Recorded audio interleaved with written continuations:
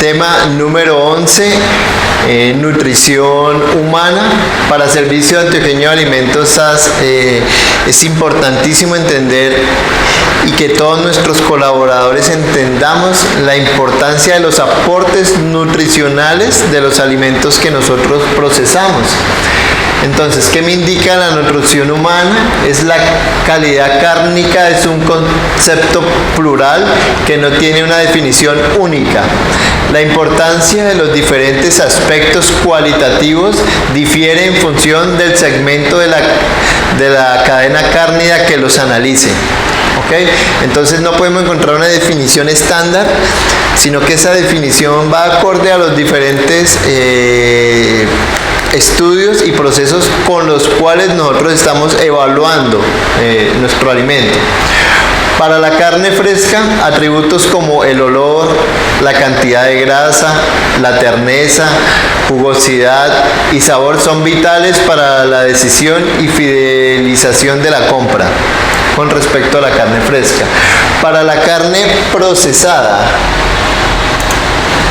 entonces, jóvenes, para la carne procesada, la atención se centra en factores como el pH, la capacidad de retención de agua, estabilidad oxidativa y ausencia de sabores anómalos. La importancia de cada uno de ellos también dependerá de si el destino final del producto elaborado es para cocidos o para curados. Entonces recuerden que hay otra variable muy importante que es el destino, hacia dónde vamos a dirigir el alimento, ¿sí? Al mismo tiempo, el valor óptimo de ciertos atributos, especialmente los organolépticos, pueden tener un elevado componente geográfico y cultural.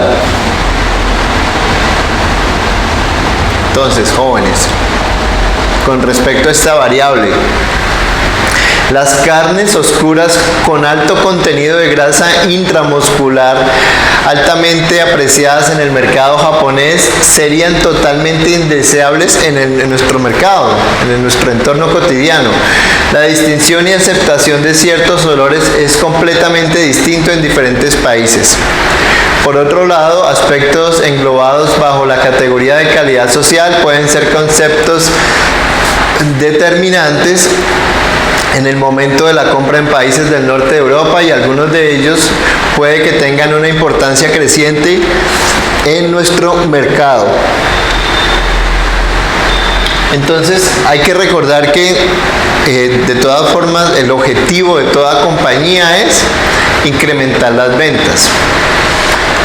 Y para saber cuál es el objetivo de los compradores, ¿sí?, de esta demanda que hay en el mercado, tenemos que entender esa analogía y esas diferentes variables que hay en el entorno para nosotros ofrecerles, tener una oferta acorde a lo que nos están buscando nuestros clientes. Entonces, la alimentación de los animales puede ejercer una influencia importante en ciertos atributos de la calidad cárnica. En ciertos aspectos juega papel determinante, pero en la mayoría de casos se debe considerar su interrelación con otros aspectos del proceso productivo, o sea, la genética, el manejo, el sacrificio. Entonces ahí es cuando entra la relación también de la materia prima que nosotros utilizamos en nuestro proceso, cómo incide en estos diferentes cambios teniendo en cuenta las variables anteriormente mencionadas. ¿Sí? Debemos hacer un análisis no solo de lo que está buscando nuestros clientes, sino de las materias primas que nosotros vamos a utilizar para realizar un correcto producto que satisfaga la necesidad del cliente. Entonces, primer punto, la nutrición.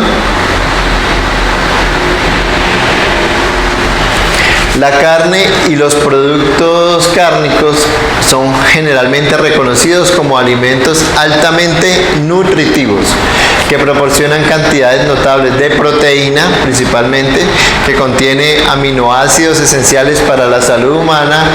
También contiene ácidos grasos y vitaminas.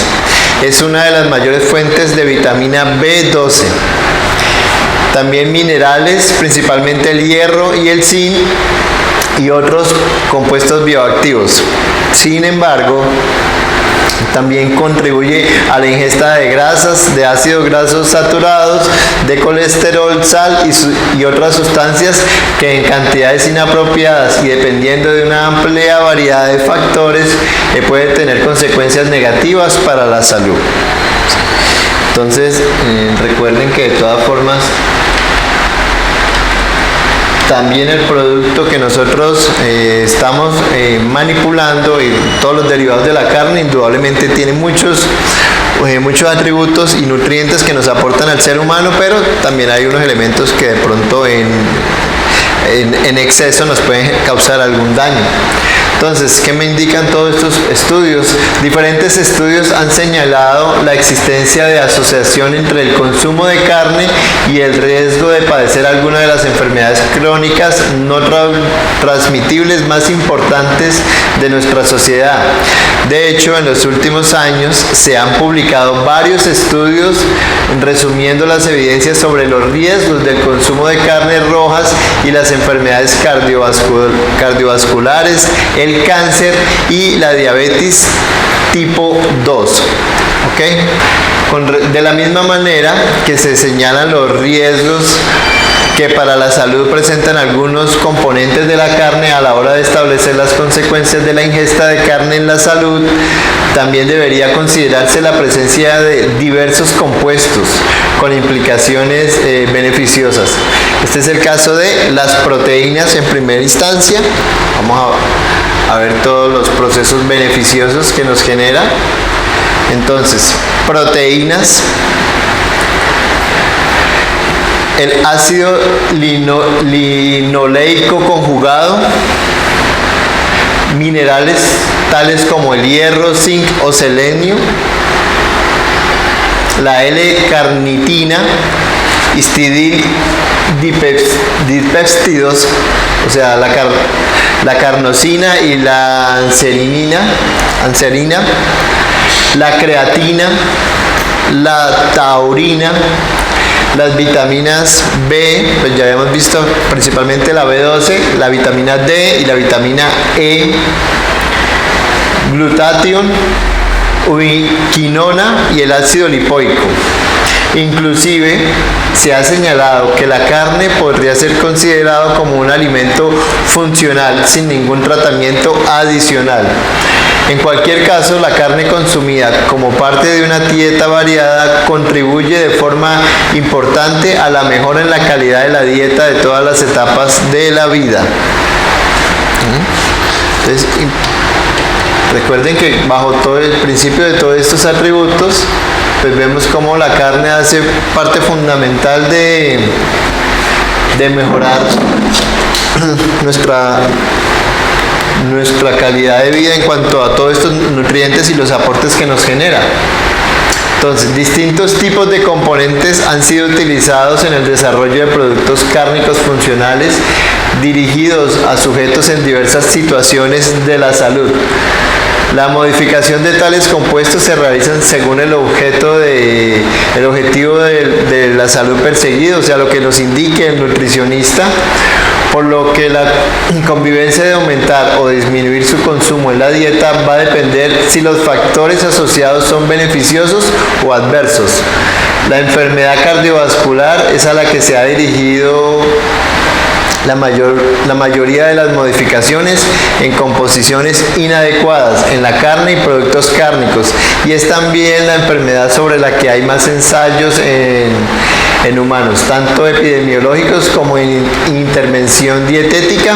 Entonces, básicamente lo que me indica es que yo debo seguir los lineamientos del nutricionista y tener en cuenta que lo que estos estudios me han demostrado es que generalmente nos afecta situaciones cardiovasculares.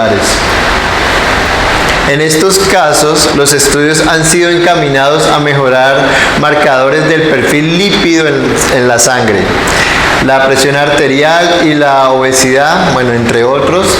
El perfil lípido mejora con mayor consumo de ácidos grasos monoinsaturados o poliinsaturados, la fibra dietética, fitoesterosis y la vitamina C y E.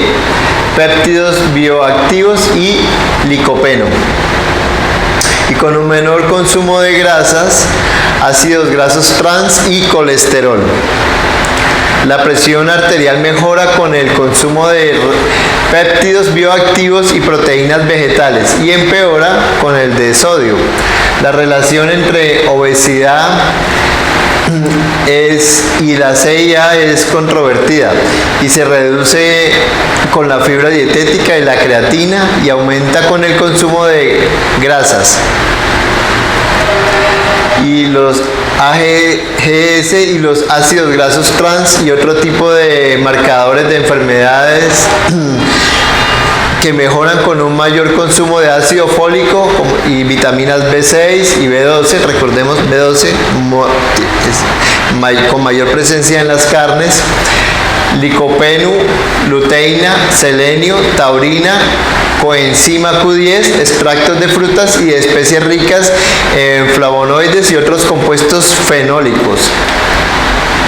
Compuestos cuyo consumo han sido asociados con efectos beneficiosos o adversos en relación con otras enfermedades. También han sido utilizados en la elaboración de productos cárnicos. Así, con un potencial beneficio sobre disminución de riesgos de cáncer, se ha utilizado la fibra dietética, el ácido fólico, la vitamina E, el selenio, el CLA, los probióticos, el licopeno, extractos de frutas.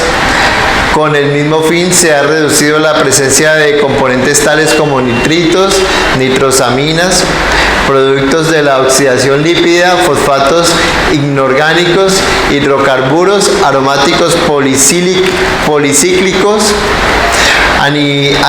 aminas heterocíclicas y hierro en los productos cárnicos. Entonces recuerden que de todas formas hay que ver que los diferentes alimentos también nos pueden generar componentes que potencien lo que se mencionó en este estudio y que por ende también no solo pueden acompañar para potenciar o mejorar la nutrición que aportan los productos cárnicos. Entonces también se ha desarrollado elaborados cárnicos a los que se ha añadido calcio, magnesio, carnitina, cuyo consumo podría ser valorado en relación con enfermedades óseas, o hierro para contribuir a la prevención de la anemia ferropénica. Con objeto de potenciar el estatus inmunológico, se ha añadido a los productos cárnicos diversos tipos de probióticos de selenio y de hierro.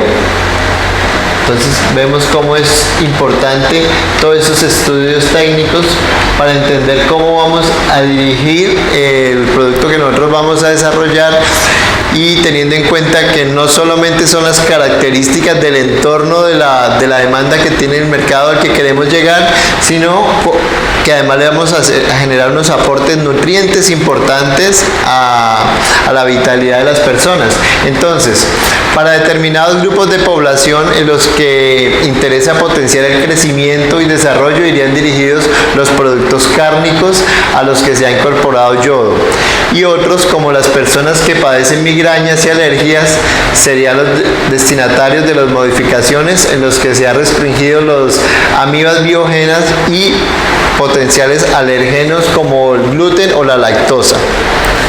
De esta forma, y desarrollados mediante diversas estrategias, se ha obtenido un amplio número de productos cárnicos, muchos de los cuales pueden ser sujetos a declaraciones nutricionales o incluso declaraciones de productos saludables. Bueno, entonces hay que recordar que nosotros, por normativa en Colombia, recordemos el decreto 333, me indica cuáles son las características que debe tener el empaque de un alimento, ¿no? Entonces, básico, la tabla nutricional. Recordemos que la tabla nutricional de todo alimento debe ir en forma descendente, que esta tabla nutricional me debe indicar todos los componentes pues, que nos está aportando el alimento. Entonces, toda esta información debe ir estipulada en el empaque. Que si tiene alguno de estos aditivos que estamos mencionando adicionales, igual deben estar mencionados ahí. Entonces, nitratos en productos cárnicos.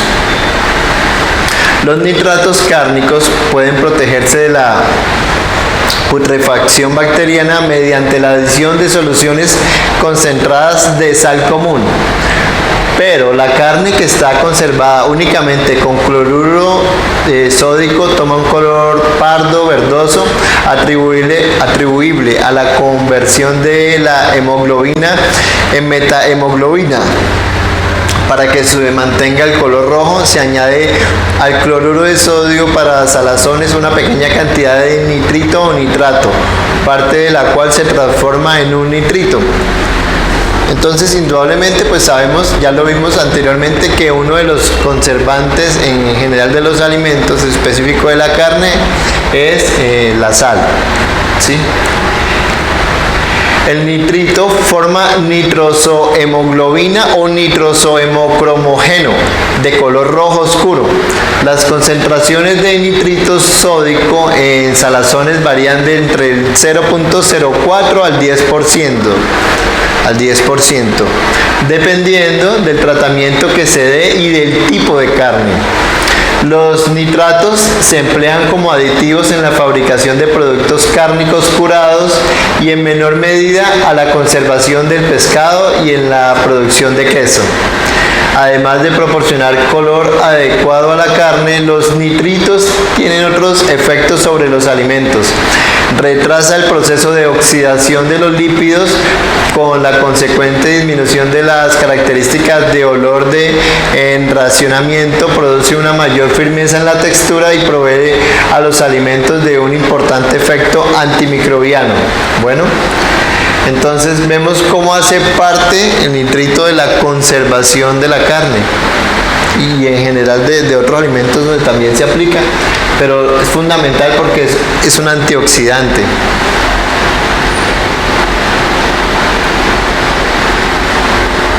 Además, como aditivos, los nitratos como sustancias de origen natural pueden encontrarse en productos cárnicos frescos, en la leche y productos lácteos, cereales, frutas, bebidas alcohólicas y verduras. En la mayoría de estos alimentos se encuentran las bajas concentraciones, generalmente inferiores a 10 con respecto a miligramos sobre kilogramos, y rara vez exceden los 100 en la misma tabla comparativa. Sin embargo, las verduras, principalmente a porta de estos compuestos en la dieta junto a los embutidos, presentan unos contenidos que oscilan entre 200 y 2500 miligramos sobre kilogramos, variando en función del proceso de alimento, uso de fertilizantes y condiciones de crecimiento.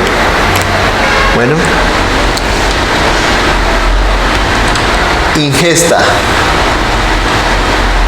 diaria aceptable. Entonces resulta difícil estimar un promedio de ingesta de nitratos porque esta depende de la dieta individual y del contenido de nitratos del agua potable, que también varía según las regiones e incluso según las estaciones. Entonces recuerden que en la legislación colombiana vemos que el agua potable se considera cuando está en un rango de entre 0.3 a 2 miligramos con respecto a la concentración libre de cloro, ¿sí? Entonces, por eso con este rango es que sabemos que en algunas ciudades el agua las personas las toman directa de la canilla, a otras ciudades como Bogotá o Medellín el agua sabe diferente, pero no quiere decir que no sea potable, simplemente que están en un rango diferente con respecto a esta medida, pero igual son potables. Entonces, la ingesta total de nitratos de los alimentos oscila normalmente entre 50 y 150 mg sobre persona al día. Las dietas vegetarianas presentan un valor más elevado. La orden es de 200 miligramos sobre la persona en el día, variando en función del tipo de verduras que consuman. En general, la principal fuente de ingestión de nitratos son los vegetales, siempre que el agua de bebida se mantenga en niveles de concentración de nitratos.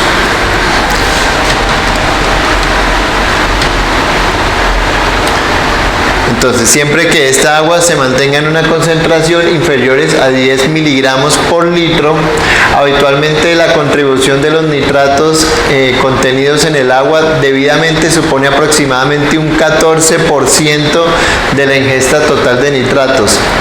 En ausencia de contaminación artificial, las aguas superficiales no contienen más de 10 miligramos por litro de nitratos y rara vez supera 1 miligramo por litro en cuanto a los nitratos. Los valores más altos se encuentran en aguas subterráneas, afectando a extensas áreas de la geografía. En este estudio pues, desarrollado en una parte de Europa, con excepción de la cuenca norte, en el resto de las regiones se ha detectado acuíferos contaminados con concentraciones superiores a 50 miligramos por litro. La ingesta diaria aceptable es de nitratos recomendada en el comité de la FAO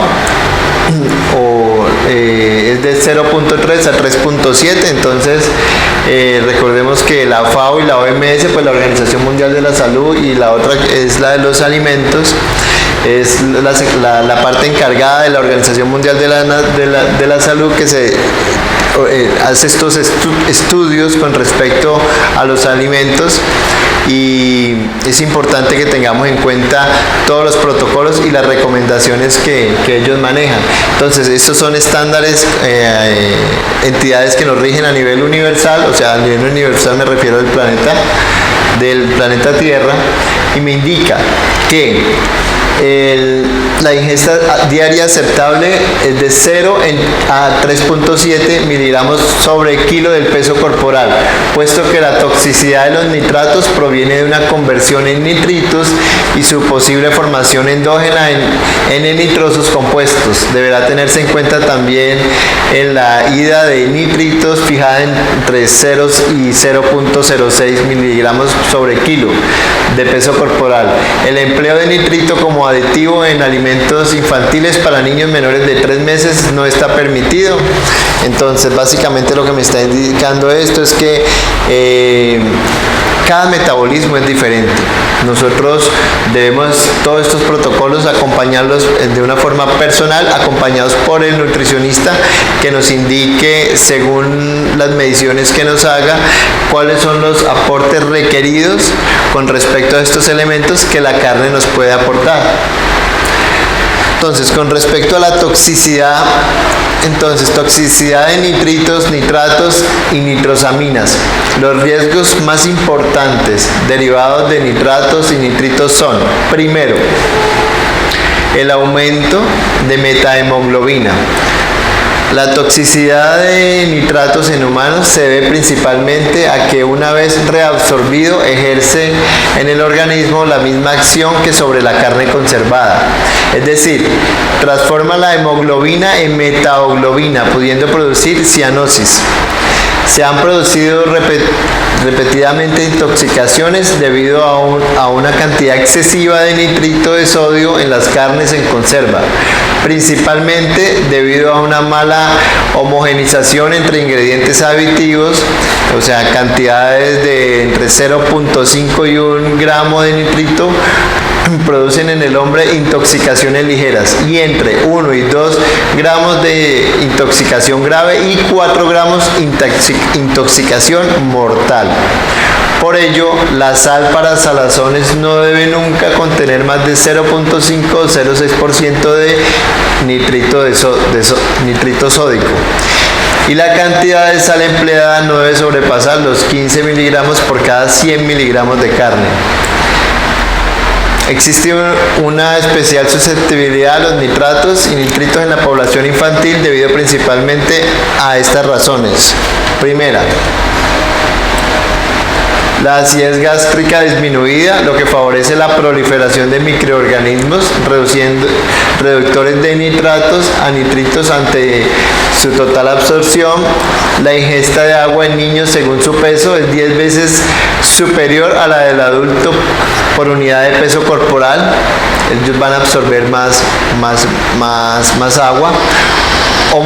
hemoglobina fetal entre 60 y 80% en recién nacidos, entonces que se oxida más fácilmente a metahemoglobina, desarrollando el último punto, desarrollo incompleto del sistema NADH, o sea, de metahemoglobina reductosa en recién nacidos y pequeños que, salvo casos raros, sea deficiencia enzimática hereditaria.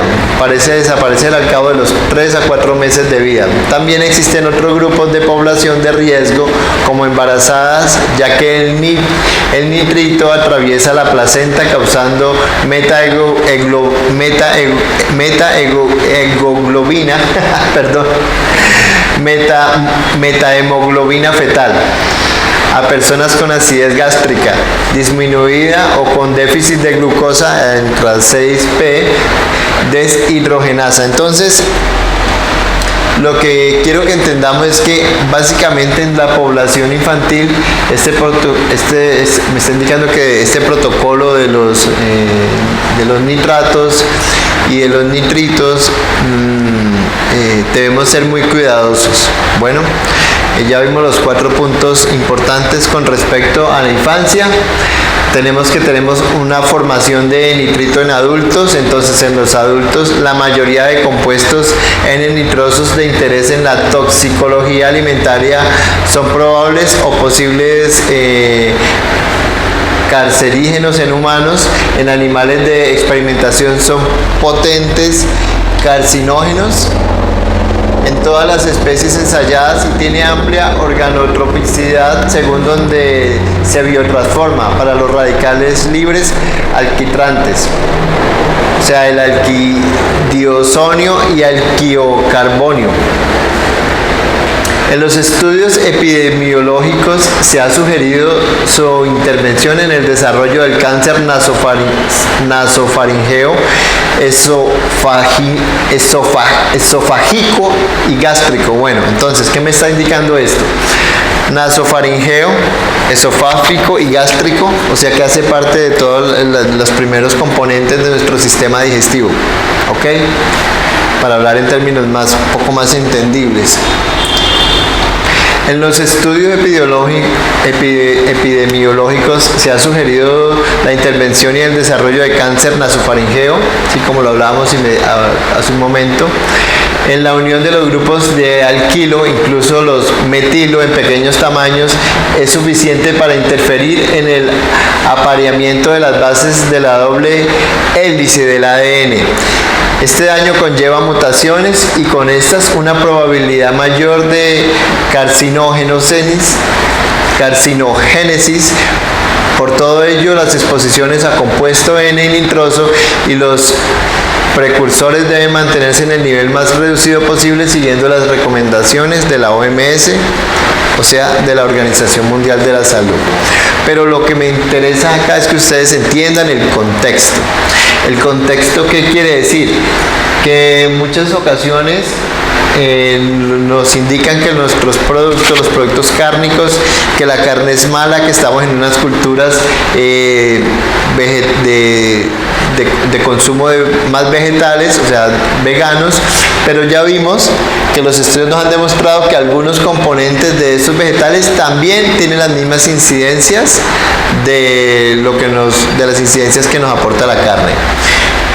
Pero que además la carne nos aporta ciertos nutrientes que son importantes para nuestro desarrollo, ¿sí? Entonces, de todas formas, todo depende del metabolismo de cada persona y que una buena nutrición balanceada, que esté acompañada por un buen plan nutricional acorde a cada individuo según la información de su fisiología. Bueno, lo importante de todo este protocolo es que dentro de las metodologías que se manejen también haya una retroalimentación donde también podemos generar evaluaciones del conocimiento que se adquirió para mejorar. Recuerden que, por ejemplo, uno de los principios de las buenas prácticas de manufactura de la legislación colombiana me indica que el curso de buenas prácticas debe renovarse por lo menos una vez al año, ¿sí? Hay normativas que en ocasiones cambian. Por ejemplo, vemos que el cambio que hubo este año, a partir del año pasado 2020, con la normativa de los residuos sólidos, donde indudablemente todavía hay fallas en algunas entidades fabricadoras de alimentos que no están estipuladas, no se están rigiendo por la nueva resolución que ya vimos previamente de los colores de las canecas del depósito de residuos sólidos, que fue el último cambio en legislación que tuvimos para lo que nos concierne con respecto a los procesos de buenas prácticas de manufactura. Entonces vemos cómo estamos sujetos en cualquier momento a diferentes cambios. Ya también previamente en el video les comenté los protocolos que se están manejando a los estudios de plásticos, que eso nos va a llevar a que próximamente, también muy probablemente, la legislación por parte del Ministerio de Protección Social nos va a dar algunos cambios cuando salgan estos estudios con respecto a los plásticos y a la utilización que se están desarrollando en Colombia. Entonces, para tener en cuenta, Servicio Antioqueño de Alimentos SAS tiene como prioridad no solo cumplir estas normativas que nos exigen la legislación, sino hacerlo de buena forma. ¿Sí? Como vemos, por ejemplo, estas charlas que hemos tenido en los videos, pues son con un énfasis en torno a lo que las políticas de la compañía, a la misión y la visión, y al producto, pues, de los cárnicos. Entonces, primer aspecto fundamental de todo proceso es que cuando nosotros terminamos debe haber un proceso evaluativo,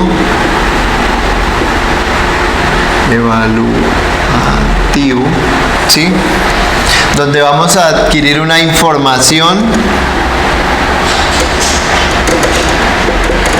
que nos va a entregar unos resultados, y estos resultados para generar un tamizaje. Entonces, este tamizaje, ¿por qué se debe hacer? Para entender qué personas alcanzaron mayormente el objetivo del aprendizaje con respecto a otras que no lo alcanzaron. Entonces, con respecto a esta información, podemos entender cuáles fueron los campos en los cuales vamos a enfocar la próxima charla, ¿sí? Entender cuáles son, con este tamizaje, las personas que requieren estos protocolos de aprendizaje adicionales, y indudablemente, pues, entender y felicitar a las personas en general, a todos los que participamos, y a las personas que alcanzaron mayores objetivos en el proceso de evaluación. Entonces, para el grupo Fórmate es importantísimo agradecerles por su tiempo, y espero que podamos vernos próximamente en nuevas capacitaciones.